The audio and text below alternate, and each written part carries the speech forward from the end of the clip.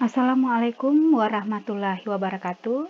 Selamat datang dan selamat mengikuti teknis-teknis pengelolaan keuangan hibah pada Badan Pengawas Pemilihan Umum Provinsi dan Bawaslu Kabupaten Kota pada hibah Pilkada serentak tahun 2020.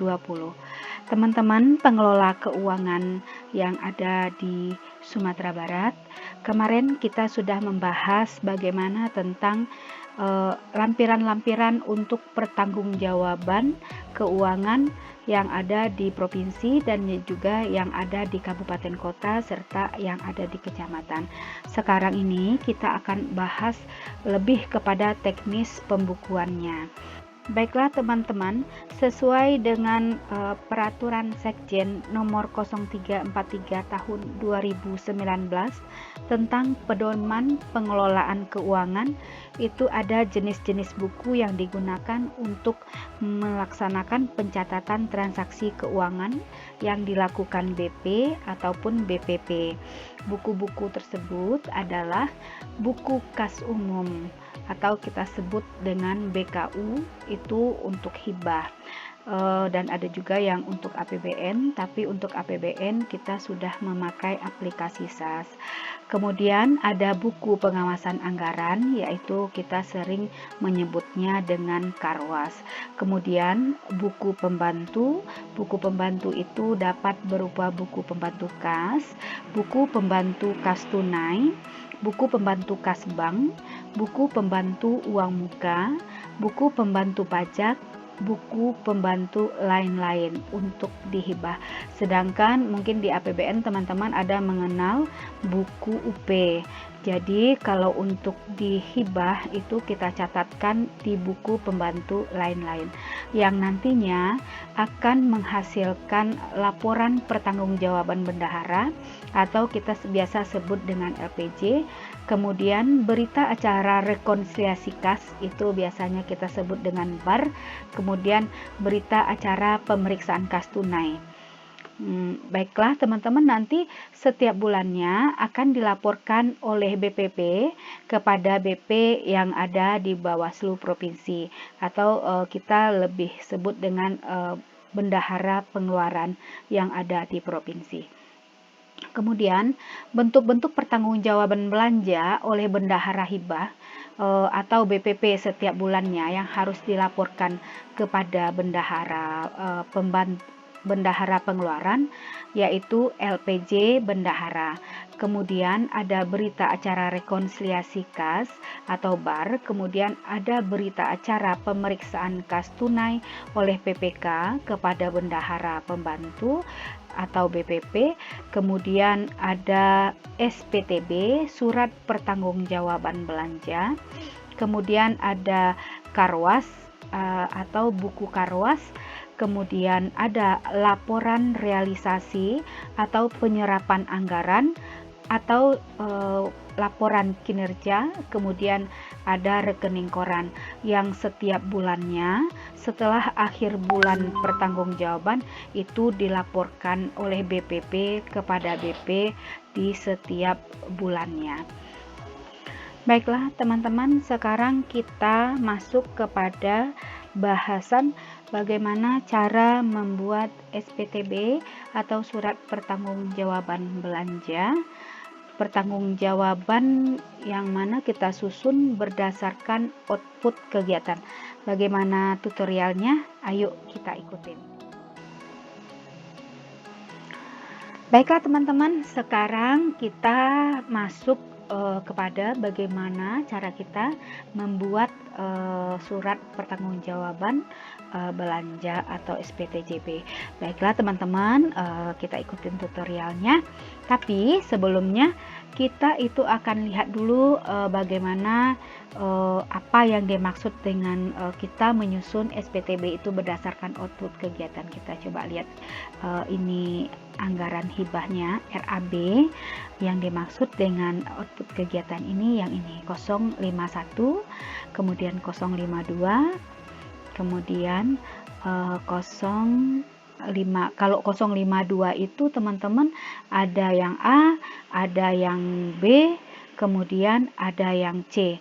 Nanti teman-teman di kabupaten kota bisa membuat dikelompokkan berdasarkan misalnya SPTB 053A atau 053B atau 053C untuk memudahkan teman-teman nanti dalam mengisi ke buku Karwas atau kartu pengawasan. Nah, kemudian 054 dan lain-lain sebagainya sampai ke bawah. Baiklah teman-teman, sekarang kita masuk kepada contoh bagaimana cara kita mengelompokkan membuat surat pertanggungjawaban belanja berdasarkan output kegiatan. Di sini ada contohnya, kemudian ini ada nomor, kemudian untuk nomor teman-teman bisa nanti menyesuaikan, bisa mulai dari 1 lanjut seterusnya, atau nomor 1 nanti per bulan boleh, itu tergantung dari teman-teman masing-masing.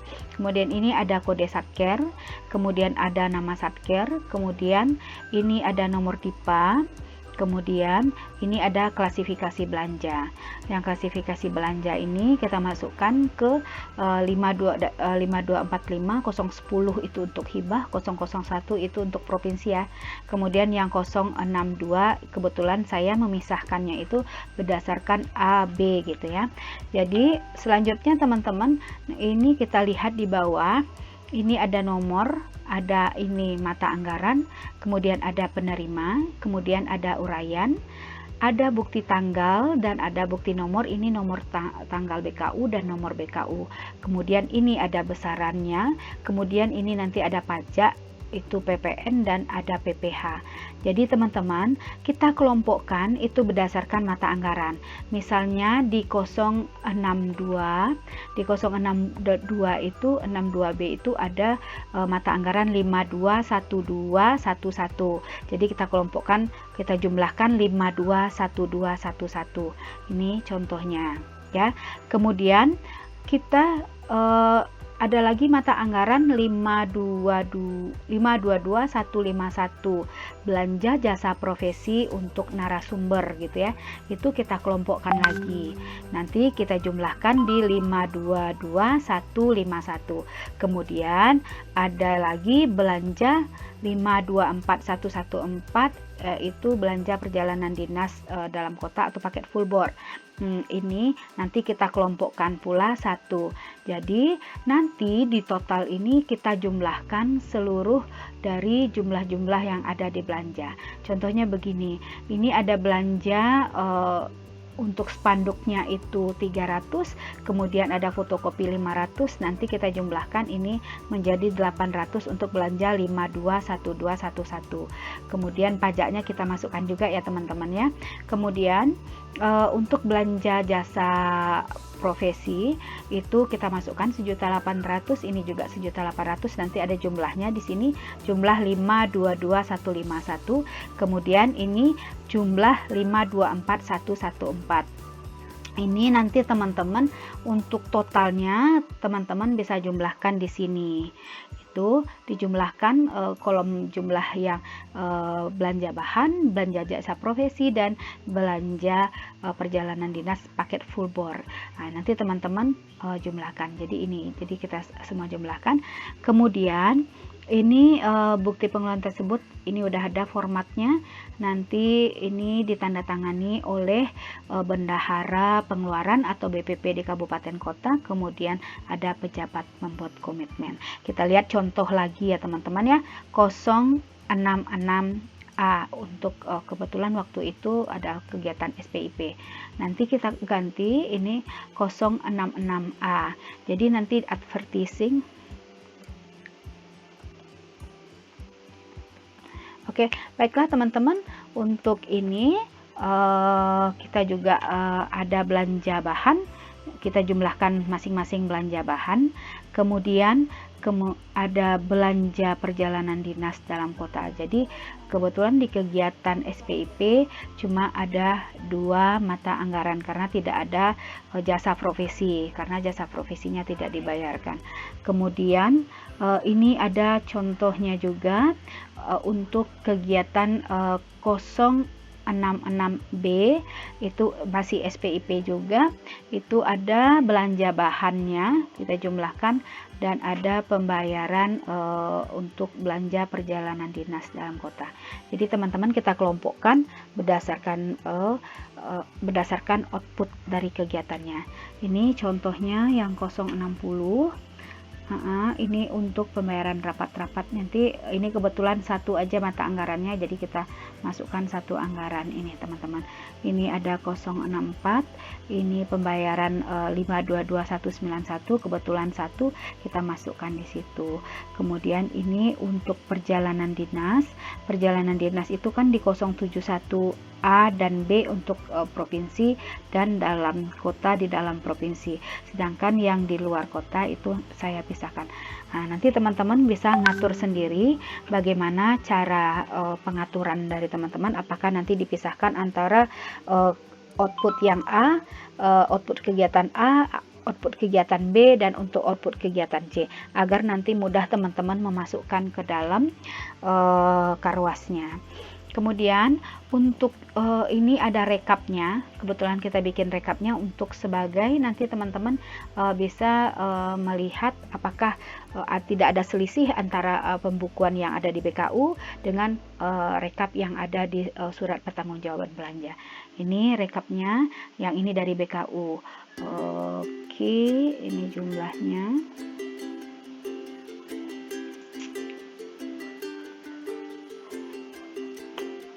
Oke, ya, ini tidak ada selisih ya teman-teman ya. Kita kelompokkan berdasarkan output kegiatan. Baiklah teman-teman, untuk SPTJB saya kira cukup sampai di sini. Apakah teman-teman nanti kalau ada keraguan nanti boleh menghubungi di kabupaten kota atau yang ada di provinsi. Baiklah teman-teman semua, demikianlah. Terima kasih atas segala perhatiannya.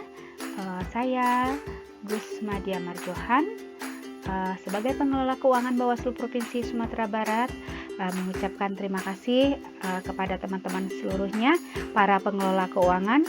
Semoga apa yang saya berikan ini dapat bermanfaat bagi teman-teman dalam melakukan pengelolaan keuangan hibah yang ada di kabupaten kota serta yang ada di kecamatan. Selamat bekerja dan selalu semangat. Salam awas.